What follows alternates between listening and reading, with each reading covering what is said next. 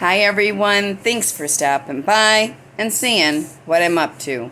My name is Silkyfeather and you can call me Silky. Alright, part 9. Ooh, here we go. Gotta find my volume button. Gotta find it. Make him do some work. Let him come to you. Keep in mind that if he invites you somewhere close to where he lives, he is trying to set you up for a wham bam thank you ma'am session at his place right afterwards. Your sex is not irresistible. If you think that performing over the top sexual favors for a man the first time that you are intimate is the way to make him want to be your boyfriend, you are confused.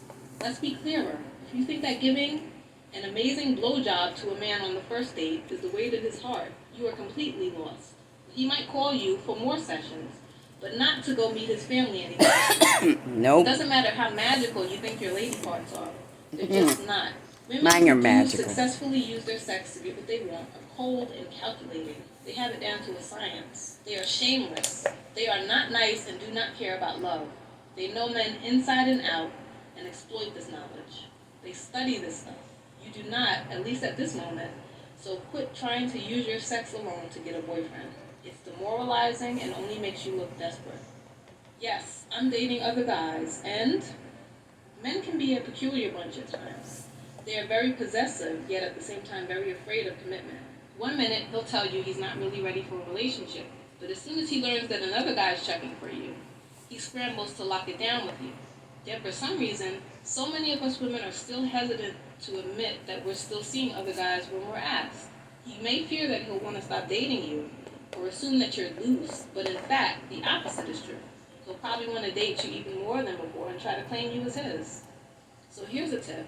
If he asks you if you're dating other guys, and you do not yet have a commitment with him, then tell him the truth. Yes, you are dating other guys.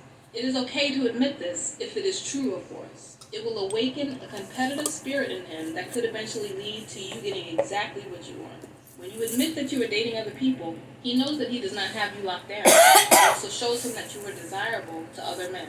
He will then go out of his way to convince you that he is the one for you and not that other guy. It's something straight out of the animal kingdom. I have experienced this firsthand many times. In one case, when an ex-boyfriend started calling me out of the blue, the new guy that I was dating learned about this and immediately became jealous and competitive. Instead of writing me off, he worked harder to make me his exclusive girlfriend. The art of no. If you want to be taken seriously as a woman by anyone in your life, you have to learn to say no, and there is an art to it. I know it's probably a little hard for you to say no with those nice girl sensibilities that you learned as a young child, but it is really easy once you get the hang of it. You must tell men no so that they learn boundaries. It is similar to checking a child. No, you can't have that, so stop asking.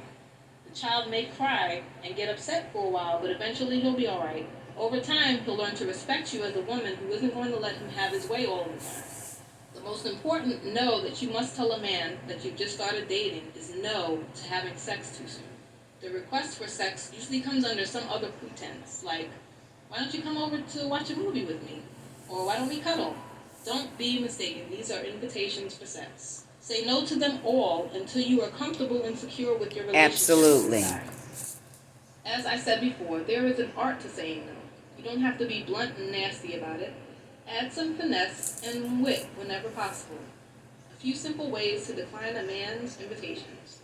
I really have to wash my hair. Classic, it just says that you have better things to do. No thanks, I'd rather cuddle up with my book tonight.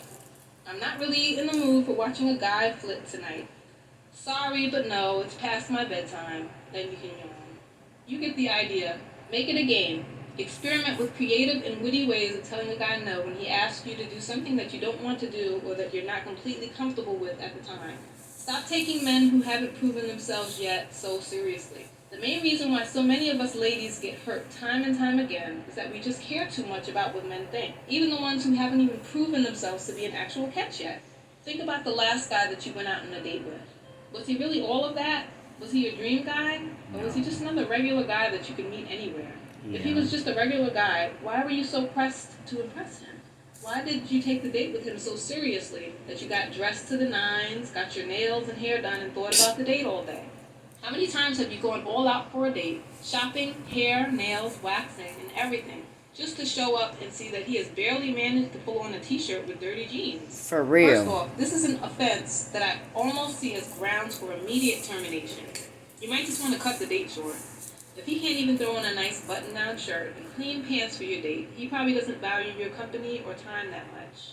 But even more important is this question. Even if he had the potential to be your dream guy, why did you look at the first date like you had to impress him? When dating, you should be fully confident in the eye that you are his dream date. He is vying for the position of your boyfriend. He should be That's trying right. to impress you. Stop taking every man so seriously Fail. in the first place. Fail. They are just fellow human beings, not magical oracles. Your future does not hang in the balance because of one simple date. If it's right, it's right, no matter what you do or say or look like. If it doesn't work out, toss the rock. See Chapter 8 about this, and move on. If it progresses, go with it and continue to maintain your confident aloofness at the whole time until it becomes the real thing. Really. Controlling your emotions. You may wonder if it is possible to control the effects of that chemical, oxytocin, that gets released when you do decide to have intimate relations with a man.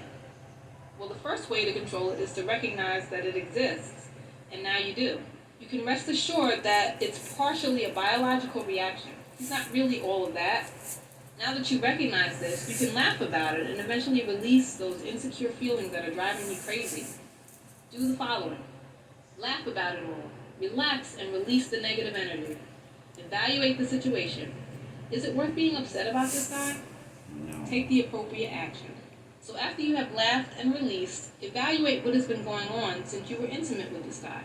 If he called you the next day, trying to figure out when he could see you again, no need to stress. If you're still interested in him, just proceed. If he hasn't called you for a week since you were intimate, there's a problem. Instead of dwelling on it, chalk this up to a mistake, laugh about it, delete his number, move on, and keep dating. Next time, be a lot smarter about who you give your treasure, and always use protection. Once you do move on, do not allow him back because then you risk getting thrown into that dreaded friends with benefits zone. You will eventually get hurt. Let's be clear. If a guy has sex with you and lets days or weeks go by before calling you again, he's an inconsiderate jerk and he's just not that into you. When Let he it go. suddenly texts you out of the blue months later, it's because you were our last option or he just broke up with someone else. Toss that rock It's way fucked out up. into the sea and just take this as a learning experience. It doesn't mean that there's something wrong with you, just in your choice of a guy, when you really do just want sex. There are certain times in a woman's life when she honestly only wants sex, or at least she has convinced herself of that. I don't recommend it, but if you do decide that you only want a sex-only relationship, it's imperative that it's safe and that you follow your intuition. You simply can't fall for the guy, but if you do, then you'll see that the words in this guide ring true. When you're ready for a serious relationship that will pass the test of time, you'll have to let go of that sex-only mentality. So what do you want? I asked this question earlier in the book, and I'm going to ask it again. What do you want more than anything from a relationship? A woman's hierarchy of desires and needs in a man, again. A protector, a provider, a looker-lover, a friend and confidant, in that order. Be honest, which of these things is most important to you? Are you really content with only having a man's presence and some sex once in a while? Or do you want a partner, a protector, someone who will have your back when you need him? Someone you can call and confide in when you're dealing with a difficult situation? Keep pondering this as you continue to read this book. I need Key that takeaways. for sure, man. Put your needs first. You matter. 2. You are the prize, not the guy. Start shifting to that mentality. 3. Controlling women set rules for other people. Confident women set rules for themselves. 4. Wow, that's When missing. dating, don't go to men. Let them come to you. 5. Performing amazing sexual favors on the first date is not the way to a man's heart, just to his bed. 6. Stop taking men so seriously as viable potential partners until they give you a good reason to do so. 7. Get control over your emotions to control that pesky oxytocin effect that makes you attached to men too soon. 8. If you can honestly say that you only want sex from a man, be careful not to let your emotions get involved, and use plenty of precautions to avoid unwanted outcomes.